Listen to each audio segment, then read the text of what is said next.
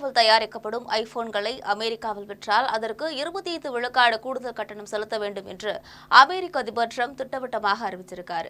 அமெரிக்காவில் செய்தியாளர்களை சந்தித்த ட்ரம்ப், அமெரிக்காவில் விற்பனை செய்யப்படும் ஐபோன்கள் இந்தியாவிலோ அல்லது வேறு எந்த நாட்டிலோ உற்பத்தி செய்யப்படக்கூடாது. அது அமெரிக்காவிலேயே உற்பத்தி செய்யப்பட்டு அசெம்பிள் செய்யப்படும் என்று நான் எதிர்பார்க்கிறேன் என ஆப்பிள் நிறுவனத்தின் டிஎம் குக்கிடம் ஏற்கனவே வலியுறுத்தியிருந்தேன். அப்படி இல்லையெனில் ஆப்பிள் நிறுவனம் அமெரிக்காவிற்கு குறைந்தபட்சம் 25% வரியை செலுத்த வேண்டும் என்றும், இந்தியாவில் ஐபோன்களை உற்பத்தி செய்யும் திட்டத்தை அந்நிறுவன தலைமை செயல் அதிகாரி டிம் குக் கைவிட வேண்டும் என்றார்.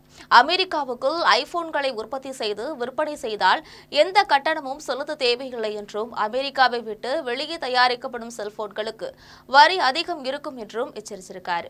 ட்ரம்பின் இந்த கருத்திற்கு ஆப்பிள் நிறுவனம் இன்னும் பதிலையும் கொடுக்கவில்லை. சும்மா இல்லாத ட்ரம்ப் வரி என்கிற பெயரில் பெரிய பஞ்சாயத்தையே சில நாட்களுக்கு முன்னர் கிளப்பியிருந்தார். சீனாவுக்கும் அமெரிக்காவுக்கும் தான் ஆகாது, ஆனால் ஜப்பான், இங்கிலாந்து, கனடா, மெக்சிகோ என நட்பு மற்றும் அண்டை நாடுகளுக்கு கூட ட்ரம்ப் வரியை போட்டுவிட்டார். பதிலுக்கு அந்த நாடுகளும் வரியை அறிவிக்க வேறு வழியில்லாமல் முன்வைத்த காலை கொஞ்சம் சைடாக வைத்துக் கொண்டார் ட்ரம்ப். சீன தயாரிப்பு பொருட்கள் அமெரிக்காவில் விற்கப்பட்டால் அதற்கு வரி விதிக்கப்படும். எனவே சீனாவில் ஐபோன் உற்பத்தி தொழிற்சாலையை வைத்திருந்த ஆப்பிள் நிறுவனம் சைலண்டாக இந்தியாவுக்கு தாவியது. இந்தியாவில் தயாரித்தால் வரி கிடையாது, அதே போல கூலியும் குறைவுதான். ஆனால் சீனா அளவுக்கு ஹைடெக் தொழில்நுட்பம் இங்கு இல்லை. அதை ஈடு செய்யக்கூடிய வகையில் தொழிலாளர் எண்ணிக்கை அதிகமாக இருக்கிறது.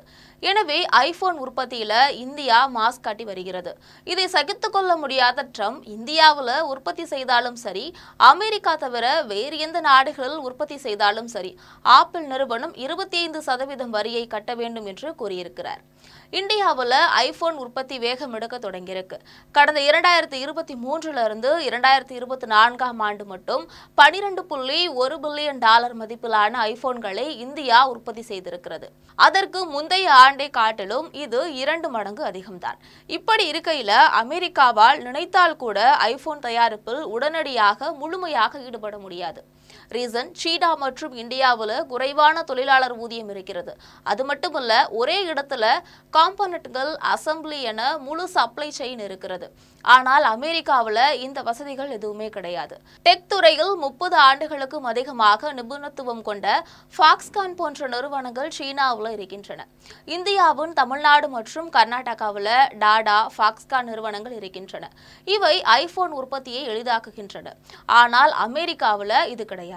இப்படி உள்ளே ஒண்ணுமே இல்லாம ஆப்பிளுக்கு வார்னிங் கொடுத்தால் எப்படி என ட்ரம்பின் மிரட்டலை பலர் விமர்சித்து வருகின்றனர். இந்த நிலையில அமெரிக்காவுக்கான ஐபோன்கள் இந்தியாவில் உற்பத்தி செய்யப்பட்டாலும் 25% வரி விதிக்கப்படும் என்று எச்சரித்திருக்காரு ட்ரம்ப். இதனிடையே அமெரிக்காவின் ஹார்வர்ட் பல்கலைக்கழகத்தில் வெளிநாட்டு மாணவர்களை சேர்க்க ட்ரம்ப் நிர்வாகம் விதித்த தடை உத்தரவிற்கு மாவட்ட நீதிமன்ற நீதிபதி ஹாலிசன் தடை பிறப்பிச்சிருக்காரு.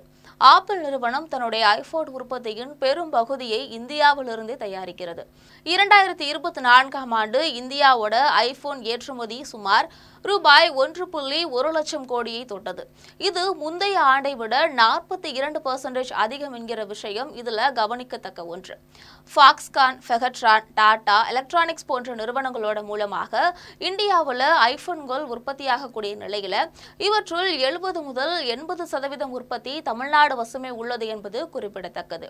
நம்முடைய நாட்டில் மாம்பழ சீசன் தற்போது உச்சத்தில் இருந்து வந்துட்டு இருக்கு. இந்த சிச்சுவேஷன்ல அமெரிக்காவால் நிராகரிக்கப்பட்ட ஏற்றுமதிகளோட மதிப்பு சுமார் $5 லட்சம். இது இந்திய மதிப்புல ரூபாய் 4.28 கோடி ஆகும். அமெரிக்கா மொத்தம் 15 ஷிப்மெண்ட் இந்திய மாம்பழங்களை ஏற்க மறுத்து நிராகரித்து உள்ளது. இது இந்திய ஏற்றுமதியாளர்களிடையே கவலையை ஏற்படுத்தி இருக்கு. ஆவணப்படுத்துதல் செயல்பாட்டில் டாக்குமெண்டேஷன் பிரசாஸ் பிள்ளைகள் இருப்பதாக கூறி இந்தியாவிலிருந்து அனுப்பப்பட்ட மாம்பழங்களை அமெரிக்க அதிகாரிகள் நிராகரிச்சிருக்காங்க. இதனைத் தொடர்ந்து ஏற்றுமதியாளர்கள் குறிப்பிட்ட மாம்பழங்கள் வந்த கப்பலை இந்தியாவிற்கு திருப்பி அனுப்ப வேண்டும் அல்லது அதை அழிக்க வேண்டும் என்று அதிகாரிகள் அறிவுறுத்தியிருக்காங்க. மாம்பழங்கள் அழுகும் தன்மை கொண்டவை என்பதனால அனைத்து ஏற்றுமதியாளர்களும் இந்தியாவிலிருந்து ஏற்றுமதியான மாம்பழங்களை அளிக்க முடிவு செஞ்சிருக்காங்க. உணவுப் பொருட்களில் இருக்கக்கூடிய பாக்டீரியா, பூச்சிகள் அல்லது பிற நோய் கிருமிகளை கொன்று அவற்றின் ஆயுளை அதிகரிக்க இனோசிங் கதிர்வீச்சை பயன்படுத்தி செய்யப்படக்கூடிய ஒரு செயல்முறையாகும். இது சார்ந்த ஆவணங்கள்ல நிர்வாக பிழைகள் இருப்பதை அமெரிக்க அதிகாரிகள் கண்டறிந்ததாக கூறப்படுகிறது. தவறுகளுக்கு அபராதம் விதிக்கப்படுவதாக ஏற்றுமதியாளர்கள் தெரிவிச்சிருக்காங்க.